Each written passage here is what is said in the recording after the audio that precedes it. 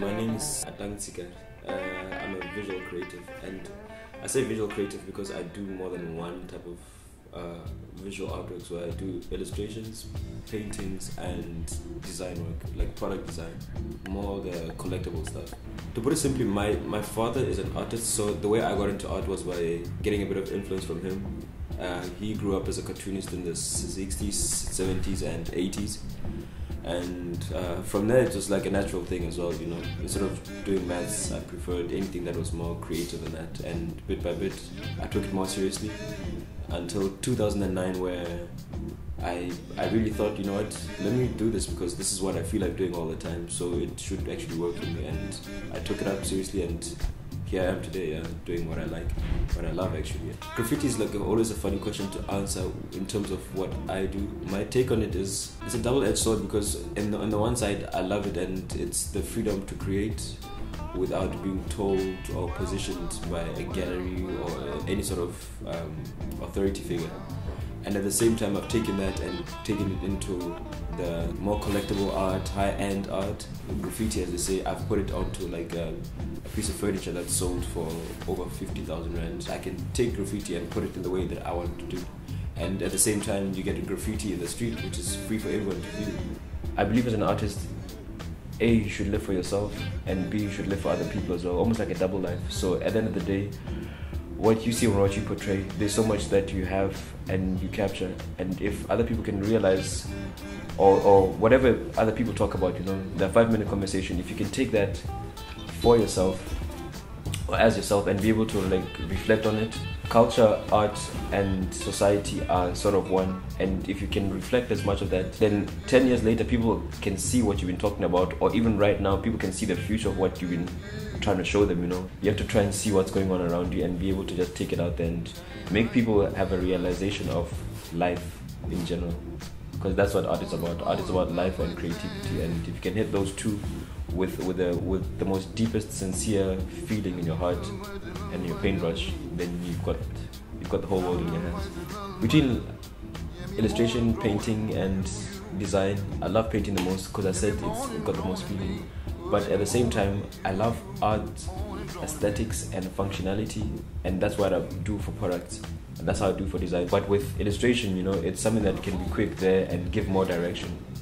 And when you have an artwork in your house, you go in there being the most tired person, being most pissed off, and that work just talks to you in a certain way, removes all those feelings, and you get in there and you just fall in love with who you are and what you want to do again, because when you invested in it, you know, it gave you that other extra life. It's a form of expression that goes beyond galleries and goes from the street into galleries as well. Spirituality is my vibe. When I paint, I almost get rid of problems, man. You know, like how someone would go use drugs and that. I paint and that's how I feel, you know. Then it takes me to a place where I almost find solutions to things that I've been waiting to just get rid of. And that's how I end up doing it. I don't think my dad was a big influence in my art. I mean, when I grew up, I saw his work, but I never took it as this is work. You know, I thought he's drawing for fun. And even when I saw it in publications like in Staff Writer and in Learn and Teach, and these are the 70s magazine, before you were 15 years old, I didn't see that stuff. When I was a kid, I used to daydream about all sorts, man. Video games, going to other places, cartoons. Oh man, like even now I still watch. My favorites are Adventure Time and Regular Show. So the journey's been going on from there. It's always started, and seeing myself making new things, my imagination becoming more and more and more. That's how I've actually started, and the stuff that I do now, if you look at it, you will definitely see how it's traced back to the early ages of 5-6 years old. You know, if you look at Ninja Turtles, the bright colors of red, green, blue, all those things, I'm still doing that.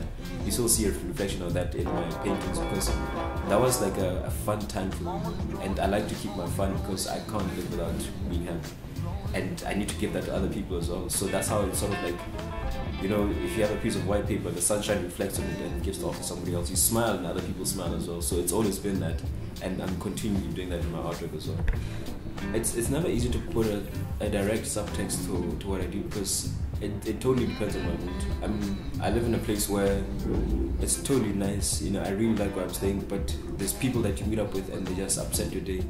And if it occurs a couple of times, then you end up just portraying it in your work, but I don't want to say I put political stuff in my work per se, even though I do realize stuff like that does come in my drawings, where I'll do a drawing because maybe I met a policeman and he did ABC things wrong. Then I think, you know, if his chief commander did something like that wrong, at the end of the day, the guy who's doing the ultimate wrong is the guy on top, and that'll be like the Jay-Z's and the Malemas and that, and you know, it trickles down. But I never want to give them any sort of power and glory to say, oh, I'm making a painting of that person.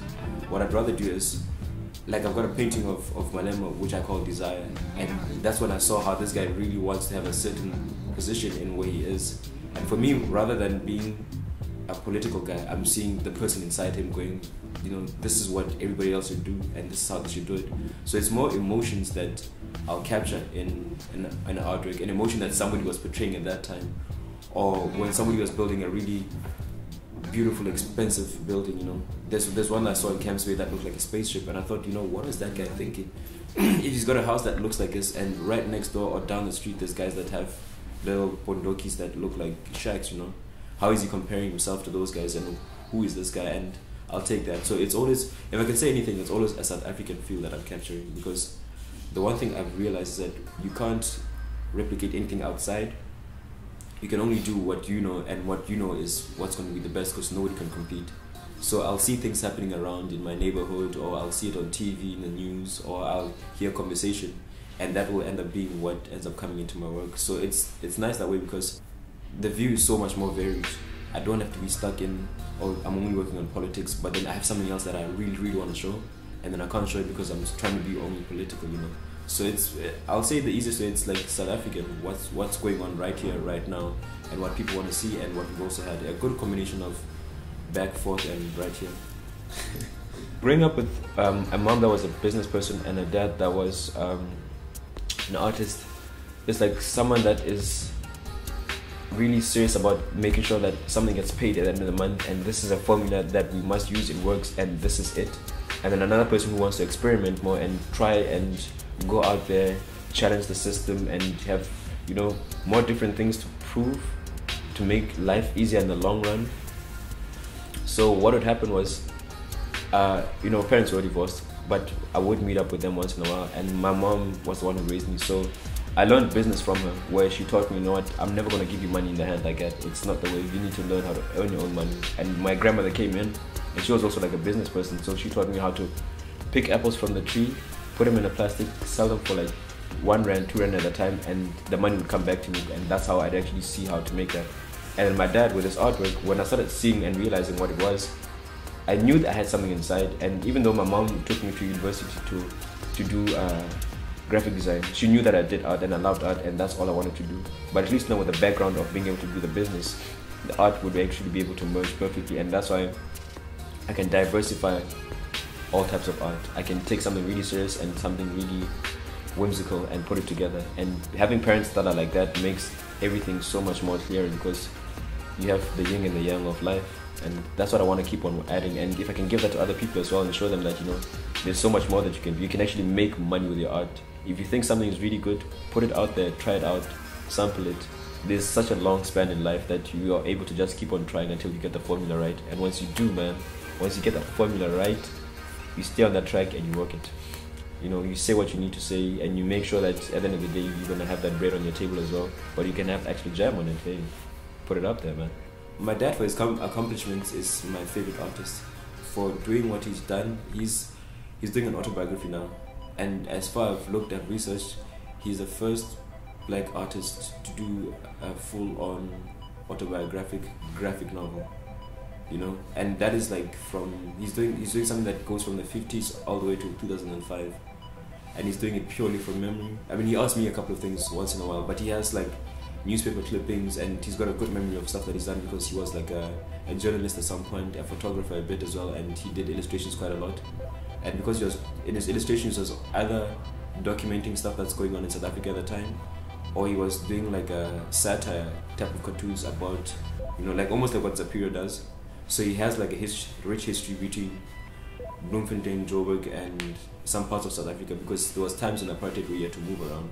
So because of those type of things, how he's actually used his environment, that's how I've seen and how I use my environment as well. That's why he's a good influence. And then after that, I like Nick Singh. He's, I think he's from South Africa, but his illustrations are very surreal, imaginative, out of the box. He just does stuff, even with the pure black and white, you know. He can make things that are so amazing that you look twice and you're not sure if he meant one thing or the other and how he came up to it, you know. And he draws really small. So for the type of stuff that he does with his imagination, you know, that's what I really love, because as a person, I think we see so much tragedy outside here, and there's so many things that you want to escape. And if you can get something in your mind that can give you a new place to live and give hope or give a certain reason for a different outlook, that's what I really love. And then the third person who does my head and who I really love is Basquiat. You know, he died at an early age. I actually went to his grave when I was in New York now, and I've got on his books, I've seen the documentary and that, and looking at all the stuff that he's done, how he documented what's going on around him, what he does, what influences he has, and how they affected his life. Even just before he was, you know, I think a few years before he was dying, his artwork progressed into being more minimalist, showing how he's being able to take what he knows, compress it, and be able to show the exact message with the least amount of work, you know. So guys like that have something in their mind that is not a formula, but something that is taking what you're seeing and putting it out there in a certain way so that people can actually understand, or trying to understand and interpret it. My ultimate place to live is Cape Town. You know, I've been to places like New York, Miami, Germany. I've lived in London 2 years, and so on and so on, and other parts of South Africa as well. I've been in Durban. I've traveled South Africa extensively, rural places to big towns. But with Cape Town, there is a challenge. First of all, the diversity that's in Cape Town is not being shown. So as an artist, I'm really glad that I'm one of the few guys that people didn't expect, and now I'm doing this for myself. From the racial perspective, Cape Town is quite challenging, and this is why I want to stay here, because every black person says I want to make money, and then they say let's go to Joburg, you know. And I've seen it is easy to make money in Joburg. There's Ferraris and all sorts that you can find there, but Cape Town has a different scene where if you're not the right color, you have to really prove yourself even more. And with me, that's what's happened a lot, where some galleries have it, some galleries don't. When you show your work and they love it, they really do. But I've been to like 4 or 5 galleries where they really tried to change my work and told me, no, change this, change that. Or, you know, they looked at you and they looked at what you were wearing, or they looked what your hair looks like, and, or, you know, skin color. There's so many things. And when they saw that, they were like, not worth it. He looks like he's going to ask for a job more than anything else. And I've seen that with people. Or I've had experience where I was going to go do like a live mural which paid like 20,000 rand, and the people who paid me, they loved my work, but then the people who were working in that vicinity, the one lady even said to me, oh, we don't do deliveries this side, what do you want? Go to, and I was like, oh yes ma'am. And I picked up my stuff and I turned around, and then the person who paid the job came, hey Atang, how are you doing? And that lady turned red and she was like, oh, why didn't you say that you're the artist? And I was like, well, why didn't you just say hi to me first, you know? So there's things like that which I've learned to just take it in stride, and you learn to live with it, and you use it according to how you can take advantage, and to use it back at people that do that until they realize that they need to change their ways, you know. So fight a negative force with a positive force, man. Yin and yang, juxtapose stuff. And that's what I end up doing. Don't go down and be racist with them. Just show what you really can do and what you're made of, and they'll come to the party. And if they're not the right type of people, then you're just better off that way. Don't go to those galleries, and don't go to those places where you'll be a reject or a token. Yeah. The main focus of Emerging Creatives was when in 2012 I was selected to be one. I didn't think, you know, I just put my artwork out there, and they came back to me and they said, yeah, we love your work, come in. We went in there, put up artworks. I put variations of artworks, similar colors but different products, and they loved it. And they asked me to do a TV interview, and a year later they came back to me and they said I'm one of the most successful emerging creatives since I think 2012 or something like that. So for me, it shows that I've been on a good path, and I've taken my work seriously enough that other people have actually said, you know what, we believe in you. It's really rare that other people are saying or congratulating and applauding what I do, and it's not just me loving my work. And even if I look back at the work that I've done, I still love it that much that I'm so happy that I'm doing what I do.